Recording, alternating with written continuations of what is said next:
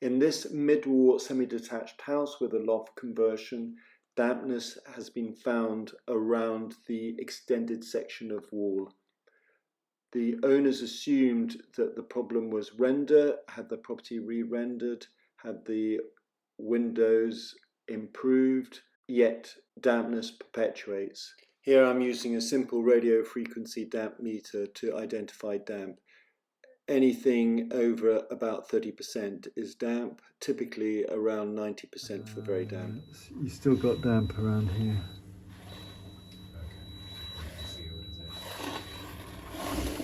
Unlike standard 2-pin conductance damp meters, these damp meters measure dampness deep within the wall.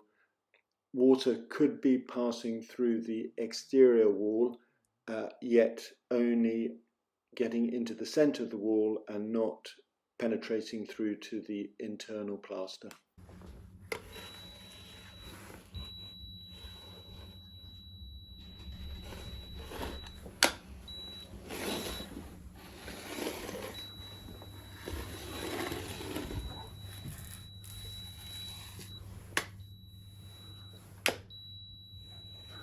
These are calcium sulfate salts. Mm-hmm. They look like mold, but they're not. They're just salts that have crystallized, crystallization, and they're benign. Okay. But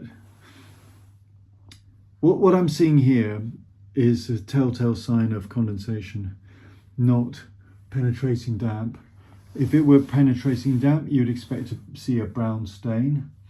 Doesn't mean that there isn't water coming from the outside that could be a contributory factor, but it's not the primary cause. The primary cause is internal vapor, and I'll be identifying where that's coming from and looking at the data loggers and so on. But it's good news. So you'll see I post a lot of videos on all my surveys go up on video. You'll see example, if you look 3 back from this one, you'll see an example of penetrating damp and how that looks quite different. It's a very, very strong brown stain. You also see there's another property I did. It's not on video though, unfortunately, but it's a very similar property where they do have penetrating damp from the outside. Mm-hmm. Because when they do these properties, you often have a ridge between the new render and the old render where it's been extended upwards, and you also, because there's metal support, and I suspect that's the problem here, is that there's metal supporting the roof when you're in the loft extension conversion, and it expands and contracts.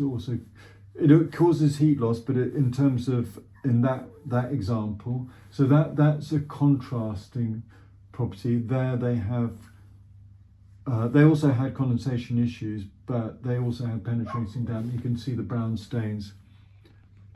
Sometimes thermal imaging cameras give us a clue as to what's happening. This is the internal view of the damp wall. You can see the machine engineered large blocks. The dampness lines up with where the shade is. We're looking from the outside now. The coldest zone is actually underneath where the bathroom is. And my suspicion is that the bathroom, because it's out of use, out of action, it's not being used and the heat is being turned off, and that's causing extra heat loss just where the bathroom is. So although it's not being used, there's no water there, there's no leakage, but there's heat loss, and heat loss increases condensation. It is possible that there's metal within the structure of the building, as I assumed at the time. Looking on the outside, we do see some fine cracks in the render. It is possible that water is penetrating through, but this isn't the root cause. It could exacerbate the heat loss, but it isn't the root cause. It's down there. Right, behind here, is it? Yeah, you can see a little bit there. Oh, that's mold. I'm not sure if these ones are current or... Where there's mold, there's high humidity, heat loss, and poor airflow.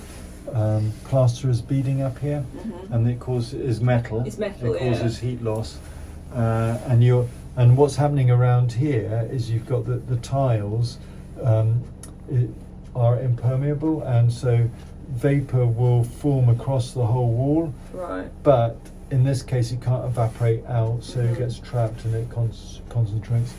It's a bit like having damp-proof a slurry, but it's the same thing. And yeah, and the paint here is all like, you know, bubbling. Often properties suffering from They'll leave us condensation more will have metal other work. examples around the Right, property, okay. such as mould, and here in this case calcium sulfate salts.